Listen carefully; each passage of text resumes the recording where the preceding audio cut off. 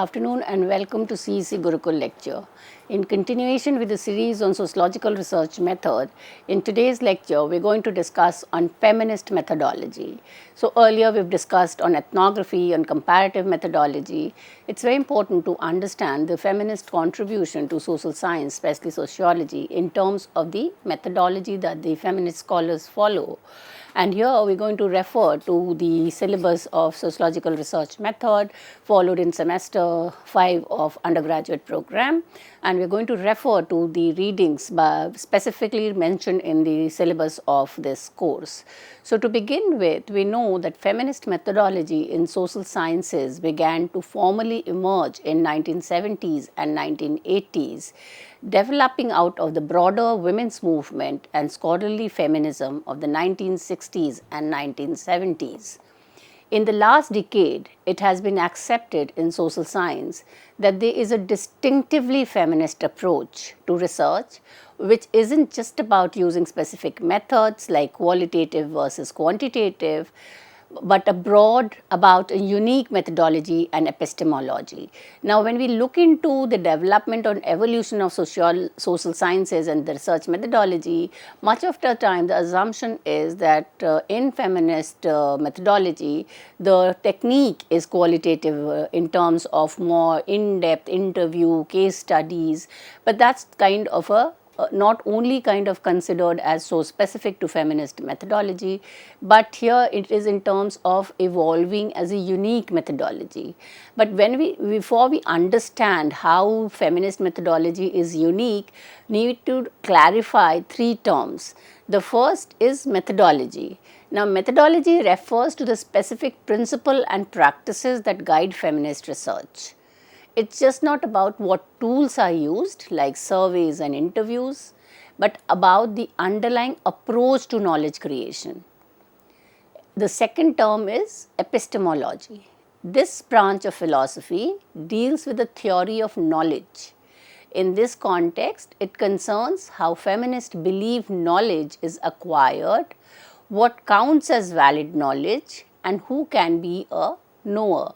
Now, here again there is a kind of a uniqueness in the sense that knowledge is not just acquired for the purpose of accumulation or building a body of discipline, but here many a time it is connected with the whole idea of emancipation.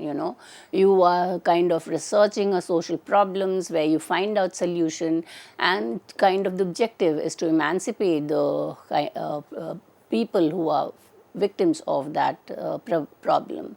And that is what brings us to the third concept, which is distinctiveness. Now, feminist methodology follows a unique method and a research approach, and whether this difference is significant and justifiable is the main problem that we are going to address in this lecture today.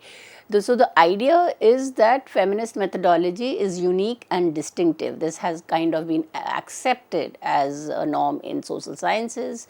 Now, here with reference to the prescribed reading in the syllabus, Martin Hammersley paper titled On Feminist Methodology is basically a critical assessment of the argument of how far is feminist methodology unique.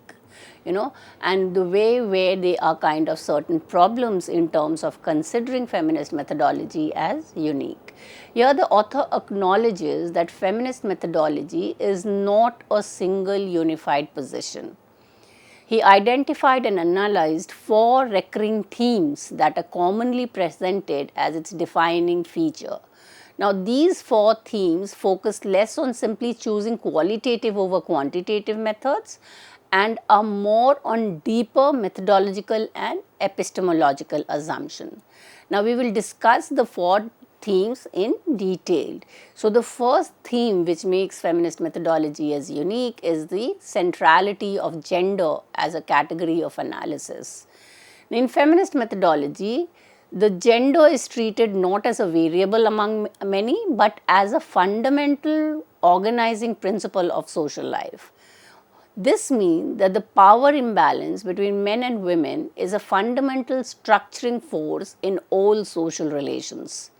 This leads to a critique of conventional social sciences for being mainstream or based on male experience, presented as if it were universal human experience. So, before the feminist methodology comes into social science, especially sociology, much of the sociological writings were male based and were being studied from a male perspective.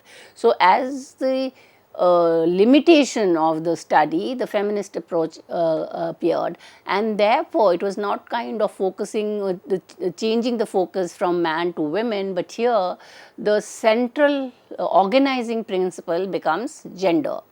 So, consequently, a feminist approach demands research that focuses on women's experience and critically examines existing knowledge for male bias. The second important concept in feminist methodology is the importance of reflexivity.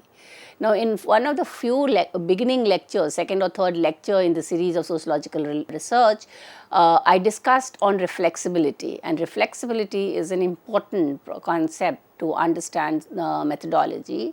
Here, when we talk about the feminist researcher, they emphasize the role of the researcher's own standpoint, that's reflexibility, that do not present the ideas research from the researcher's perspective, but from the perspective of your respondents, and that shapes the research process. This sometimes leads to the argument that due to the oppressed social position, women have unique access to truth and a deeper understanding of reality that is unable to men. So, women as researcher are all a part of that process of victimization or patriarchal gender imbalance, and therefore they would have a more in-depth understanding of the problem than the other counterpart because of the lack of that specific experience. So, this challenges the traditional notion of detached objectivity and instead acknowledges that all research is situated in, it is kind of subject to the specific reality in which a researcher is doing the research. The third concept, focus or critical theme in feminist methodology is a concern with power dynamics in the research process. Now, when we look into the traditional research, there is a kind of a hierarchy between the researcher and the respondent, and obviously the researcher kind of takes a upper side. But here in feminist methodology, they kind of tend to maintain an egalitarian relationship between the researcher and the researched. Rather than reproducing hierarchical or exploitative dynamics, feminist methodology attempts to foster more egalitarian, collaborative and ethical relationship in knowledge production. The researcher may share their own personal experience to build trust, and the participants are given a greater share in what is studied. This is often linked to the idea of conscientization, where the research process itself is a tool for raising awareness among the research.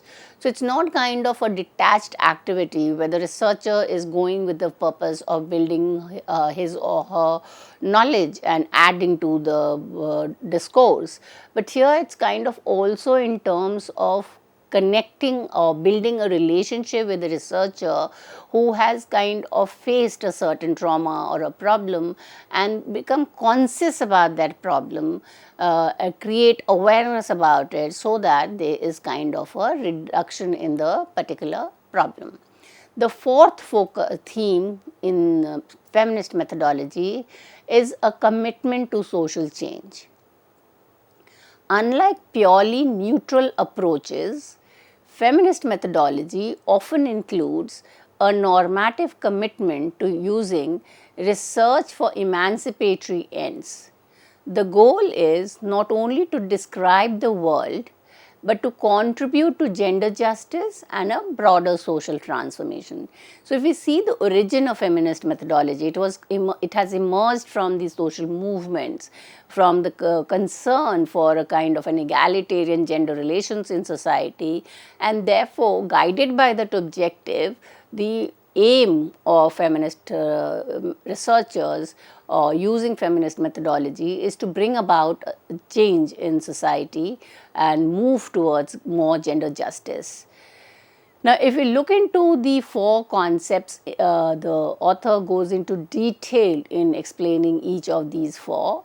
So, the first is in terms of understanding the ubiquitous significance of gender and gender asymmetry. Gender as a central analytical category in feminist methodology asserts that gender permeates all social relations. It is not a marginal issue, but a structuring principle that affects power relations, opportunities, and experience between women and men. Power as the defining dimension of the entire gender analysis, and the focus is on the difference between man and women, not only as descriptive but rooted in asymmetries of power. So, it's kind of not only activism to bring about justice between what is physically visible in terms of the relation between man and women, but it is going to a deeper problem of power asymmetry. And this power asymmetry is not only in terms of the relationship between man and women, but it structures the economic, the political, and the other dimensions of life. So, the feminist researchers prioritize examining how gender-based hierarchies produce inequalities across personal, institutional, and cultural domain.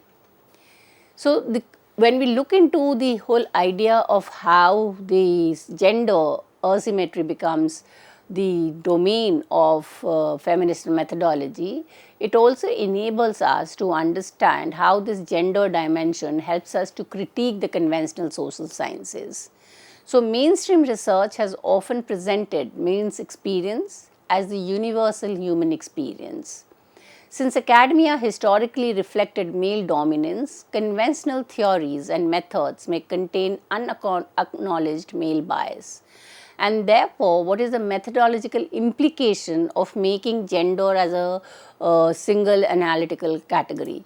So, number one, the implication is that it enables to investigate and validates women's experiences that have been excluded or marginalized. So, as long as there was an absence of a feminist methodology, there was a kind of a partial or a biased representation of reality, one-sided representative of reality. Now, when feminist methodology is used or researchers are reflecting on feminist methodology, it is kind of bringing a whole picture in terms of also reflecting on women's experience, especially those experiences that have been excluded or have been marginalized from research. The second implication is that it enables to examine gender differences and relations as central unit of study. Now, if a third is it critically integrates existing frameworks to uncover and challenge androcentrism. In short, when we look into gender as the main focus theme of feminist methodology, it insists that ignoring gender leads to partial and biased accounts of human society, while making gender central enrich inquiring and promotes a more comprehensive understanding of social life. It's like giving you a full picture. When you kind of have a male perspective which is ignoring the androcentric, is more androcentric in its approach, it is giving us half side of the story. Now, when feminist brings in the women's experience, documents the gender dimension, then it kind of gives us a complete understanding of the social life.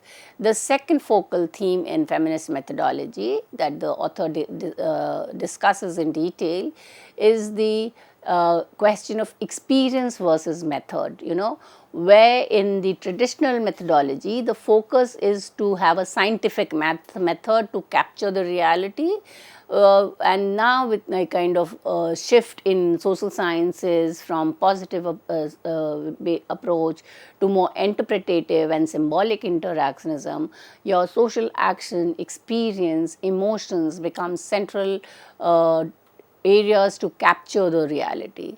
And therefore, in feminist methodology, the emphasis is on the validity of personal experience over strict adherence to conventional scientific methods, which are often criticized as masculine and androcentric. Rather, many feminists believe that you don't enter the field with a structured questionnaire or a kind of an organized statistical technique to data collect. You visit your field as an individual to learn from the experiences of others and share your experiences with them. So, experience becomes a source of knowledge. Feminist researchers frequently affirm that direct and lived experiences, especially those of women, are legitimate source of knowledge about social life and structures. This stands in contrast to mainstream science, which are often value objective and detached. The second contribution to the emphasis on experience is that it challenges the conventional objectivity. Instead of viewing personal accounts as inferior to empirical data, feminist methodology insists on the reality and irreducibility of feelings and experiences. Sandra Harding and other theorists contend that women's experience have historically been invalidated by dominant positive research paradigm which favor rigid definition of evidence and truth. So, here it is not kind of going to the field to find out whether certain hypothesis can be proved or whether certain statement can be tested in the field. Here it is about learning, it is about sharing experience, and therefore the adherence to strict objective techniques of data collection is not followed. Now, what is the methodological implication of focusing more on experience rather than method? The first is that it informs individual and collective experience as valid forms of evidence. So, if it's not kind of an individual experience, if it's something that has been experienced by an average of women, then it kind of becomes an evidence against a certain kind of an assumption, especially regarding structures of power and marginalization. Approach ambiguity, emotions and pain not as deficiency but as important aspect of lived reality. This is the second implication of giving preference on experience. The third is that it acknowledges knowledge is partial and context bound, often best assessed through personal and relational methods like life stories, interviews or ethnography. Now, here the focus is on relative specific cultural context of experience, and social reality is not universal and uniform. It changes from context to context, from time and space, and therefore the aim is not at grand theorization, but to understand social reality from kind of a closer contextual analysis. So, in summary, feminist methodology upholds personal experience, especially marginalized women, as a vital path to understanding and challenging social reality, highlighting the need for pluralistic and reflexive approach in research. A third recurring theme in feminist methodology is the rejection of hierarchy in the research relationship, advocating for reciprocity, authenticity and collaboration between researcher and researched. Mutual and authentic relationship exist as one of the key dimensions of feminist research, and feminist calls for breaking down the traditional hierarchical divide where the researcher is seen as the authority and the researched as passive subject. Instead, interaction should be reciprocal and genuine, encouraging mutual respect and openness. As Anne Oakley and Reinhard argue, Sharing personal experiences and enabling authentic relation makes research more ethical and meaningful. Because if you go in with a hierarchy of power and you kind of consider the respondent as passive, then there could be a possibility that the data that you collect is not authentic, because it could be something which the researcher is saying out of fear or out of the subordinate position. So, when there is an egalitarian relation between the researcher and the research, there could be more meaningful sharing of experience. And if it's kind of a same kind of experience where both, then they kind of build a bond and give in more real and authentic data. The third dimension of rejecting hierarchy in social research is that there is a kind of a complete rejection of conventional detachment.